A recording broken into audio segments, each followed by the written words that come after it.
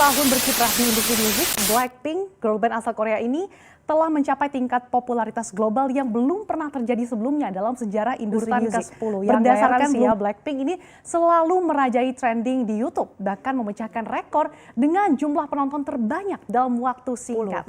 Saat dilansir dari YI, penghasilan Blackpink sebagai grup ini bernilai sekitar 35 juta dolar atau sekitar 496 miliar rupiah per tahunnya. Dengan rata-rata anggotanya ini memiliki pendapatan sekitar 8 hingga 9 juta dolar atau kalau dirupiahin ini sekitar 113 miliar rupiah hingga 127,6 miliar rupiah. Halo teman-teman, selamat datang di video kita kali ini. Udah pada lihat kan video sebelumnya? Pasti juga teman-teman udah pada tahu nih kita mau ngapain. Yap, betul banget. Kita mau melakukan forecast atau peramalan mengenai pendapatan maksimum Blackpink dari YouTube. Menarik nih. Setelah kita simak video sebelumnya, ternyata pendapatan terbanyak Blackpink itu dari YouTube loh. Nah, tentunya kita ingin tahu nih ke depannya, apakah pendapatan Blackpink dari YouTube ini makin meningkat atau malah sebaliknya? Penasaran juga sih. Nah, di sini kita akan menggunakan metode ARIMA untuk buat peramalannya. Cekidot! Nah, kalian pasti bertanya-tanya kan, apa sih itu ARIMA? Kamu pernah lihat garis-garis di grafik yang naik turun kan? Seperti ini.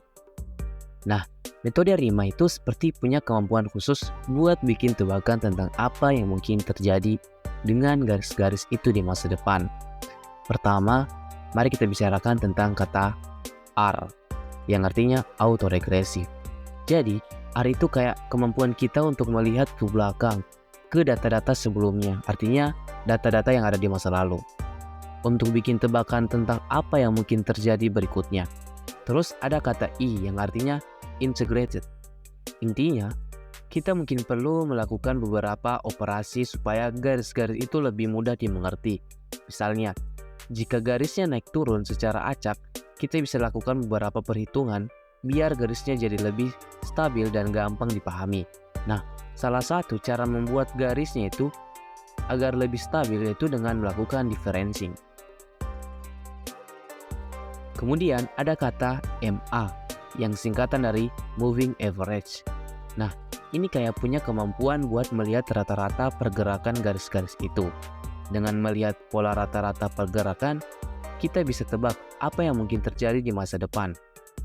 Jadi, dengan menggunakan metode ARIMA, kita bisa jadi seperti detektif kecil yang mencoba memecahkan misteri garis-garis di grafik. Kita lihat ke belakang, kita lakukan operasional matematika, dan kita perhatikan pola pergerakannya. Semua itu membantu kita membuat tebakan tentang apa yang mungkin terjadi dengan garis-garis itu di masa depan. Nah, jadi teman-teman, kita nih udah punya data tentang pendapatan maksimum Blackpink tiap hari dari tanggal 5 Mei sampai 26 Mei tahun 2023 di platform YouTube. Di data ini kita bisa lihat berapa banyak duit yang mereka raup tiap harinya. Ternyata dari rata-ratanya, tiap hari Blackpink dapat meraup pendapatan sebanyak 88,76 ribu dolar atau yang jika dirupiahkan itu sebesar 1,3 miliar. Wow, banyak banget kan? Oke, langsung saja kita lakukan peramalan data pendapatan Blackpink 5 hari ke depan menggunakan metode ARIMA dengan software R.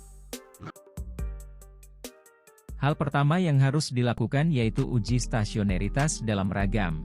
Hasil yang diperoleh menunjukkan bahwa data sudah stasioner dalam ragam karena nilai lambda sama dengan 1. Kedua yaitu uji stasioneritas dalam rataan. Hasil yang diperoleh yaitu data belum stasioner sehingga perlu dilakukan differencing. Data sudah stasioner dalam rataan saat dilakukan differencing sebanyak 2 kali. Ketiga yaitu melakukan identifikasi model, diperoleh nilai ACF sebesar 2 dan PACF sebesar 2, sehingga model ARIMA yang terbentuk yaitu 2, 2, 2. Selanjutnya kita melihat mana model kombinasi ARIMA yang memiliki nilai AIC terkecil. Model dengan nilai AIC terkecil merupakan model terbaik. Pada model kombinasi ARIMA, model yang terbaik yaitu ARIMA 221 dengan nilai AIC sebesar 198,427. Setelah memperoleh model terbaik, model tersebut akan dilakukan uji normalitas. Setelah dilakukan pengujian, model tersebut memiliki residual yang berdistribusi normal. Kemudian dilakukan uji independensi residual, ternyata hasil yang diperoleh model saling independen atau tidak terdapat korelasi, sehingga model layak untuk digunakan dalam peramalan.